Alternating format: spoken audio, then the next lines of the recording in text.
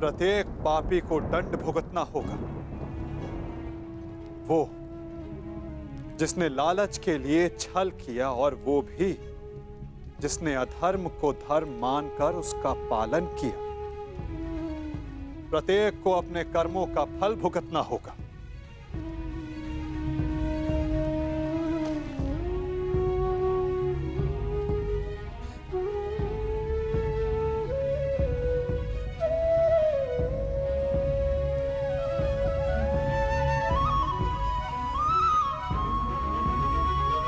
परंतु ऐसे नहीं, पलकों पर अश्रु लेकर नहीं।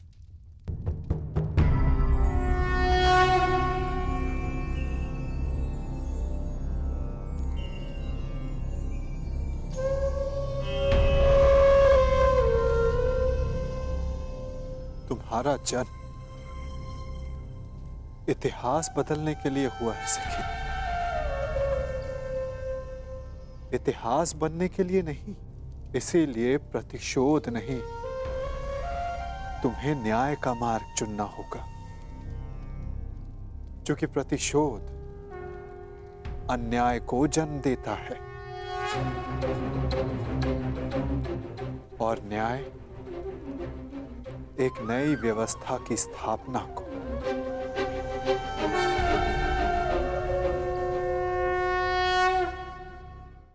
लीजिए सम्राट, आपके लिए खेल प्रस्तुत हैं।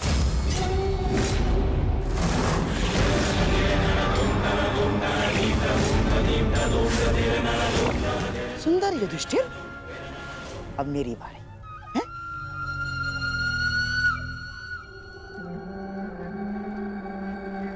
पांडवों के वनवास जाने पर उत्सव मनाने की तैयारी शुरू कर दो।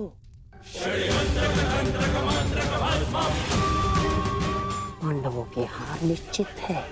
परंतु ये केवल मेरी नहीं, स्त्री के सम्मान की हार है सखा। मुझे प्रतिकार चाहिए, नाश चाहिए कौरवों का केशव। केवल दुर्योधन का, केवल कौरवों का, बस यही उद्देश्य है जीवन का। यदि ऐसा है तो चलो अभी चलते। तुम्हारे अश्रों की सौगंध वासुदेव अभी जाकर समस्त कुरुकुल का नाश कर देगा। परंतु एक बार सोचो, उसके पश्चात क्या होगा? संसार का मार्ग बदलने वाली पांचाली के इस प्रयास को लोग क्या कहेंगे? प्रतिशोध या न्याय की स्थापना? तुम्हें प्रत्येक स्त्री के मान के लिए न्याय व्यवस्था की स्थापना करनी है सखी। केवल दुर्योधन को नहीं, उस सोच को दंड देना है जो स्त्री के मान को पुरुष के दम के पांव के नीचे ले आती है। तनिक सोचो सखी, जिन्होंने साम्राज्ञी के साथ ऐसा किया, वो एक साधारण नारी की क्या गति करेंगे?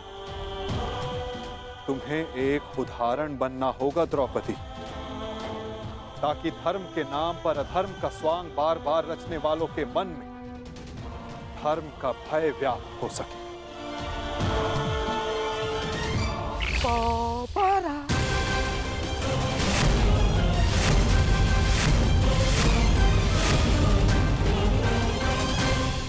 बधाई हो मेरे होने वाले सम्राट। दोबारा आ गए। पांडव दोबारा आ गए। सम्राट युधिष्ठिर, पांचाली को दासी बनने से तो तुमने बचा लिया, परंतु स्वयं को वनवासी होने से नहीं बचा पाए। वन में जाने को प्रस्तुत हो जाओ महान पांडु पुत्रों। और हाँ, स्मरण रखना, इस पूरे अवधि में ना ही तुम किसी से संधि करोगे और ना ही किसी मित्र राज्य में रहोगे। और हाँ, यदि 1 वर्ष के अज्ञातवास में पकड़े गए या पहचान लिए गए तो फिर से दोहराया जाएगा। दुर्योधन, ऐसा प्रतीत होता है कि इनका जीवन वन में ही कटना लिखा है। अब तुम ही बताओ, जन्म वन में लिया, विवाह वन में किया, और अब काल का सामना भी कदाचित वन में ही करोगे।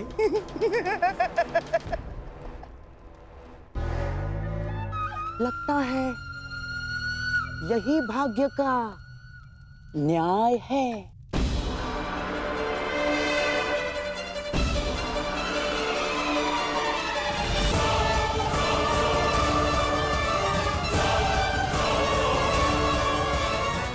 काल का सामना आप करेंगे मामा श्री, क्योंकि इस अन्याय का प्रतिशोध हम लेंगे, न्याय लेंगे हम।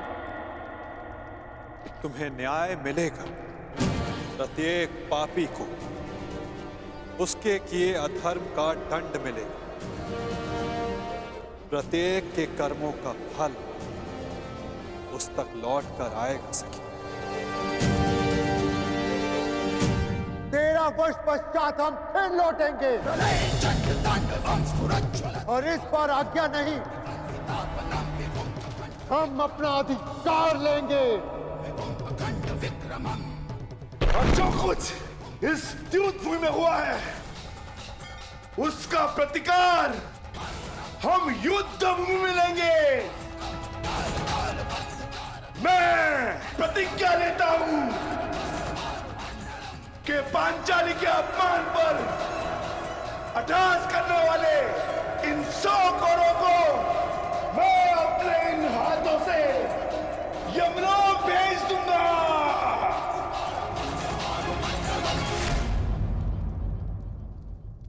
ये मत समझना कि वन में हम विश्राम करेंगे दुर्योधन।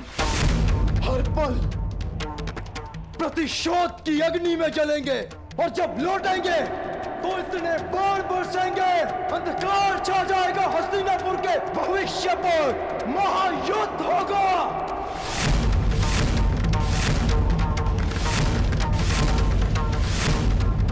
बात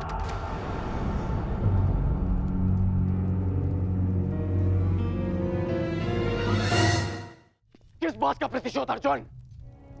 आज द्रौपदी का सम्मान भंग हुआ तो उसका कारण दुर्योधन के प्रतिशोध से अधिक युधिष्ठिर का लालच था, और अब वनवास भी तुमने स्वयं पाया। मैं ये नहीं कहता इस सभा में जो हुआ वो उचित था। दुर्योधन ने जो किया वो धर्म था। तुमने भी अधर्म किया। तुम्हारे साथ जो हुआ उसका कारण तुम्हारा मिथ्या धर्म है, तुम्हारा लालच है। तुम्हें लगा कि एक बार और युद्ध खेलकर कौरवों को सदा के लिए वन में भेज दोगे। तुम्हें लगा कि यही अवसर है, खेल लो। परंतु अवसरवादी वीर नहीं होते।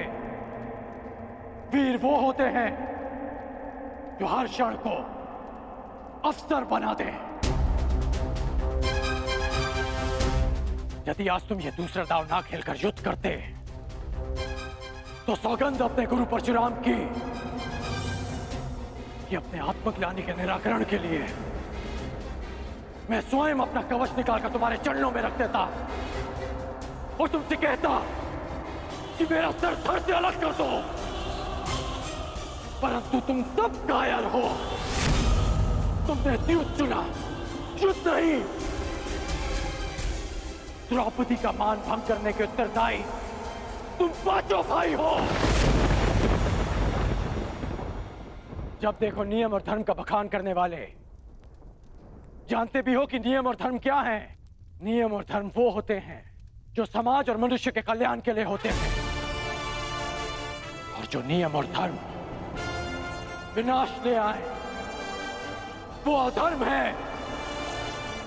और इस बार ये अधर्म तुम सब ने किया है। धर्म और अधर्म का निर्णय इस सभा में नहीं होगा कर्ण।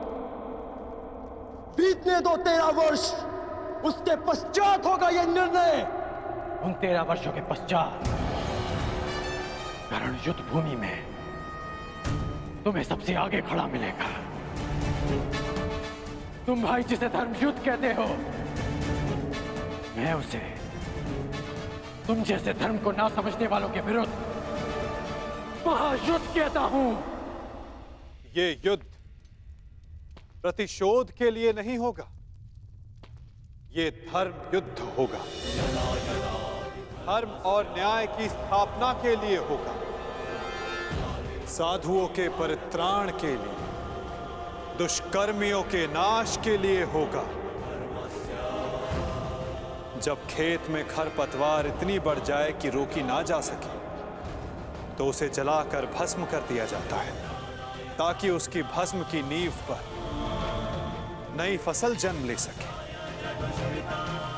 एक नए संसार के लिए, एक नई व्यवस्था की स्थापना के लिए, सुनहरे भविष्य के लिए, कलंकित वर्तमान के विरुद्ध युद्ध होगा।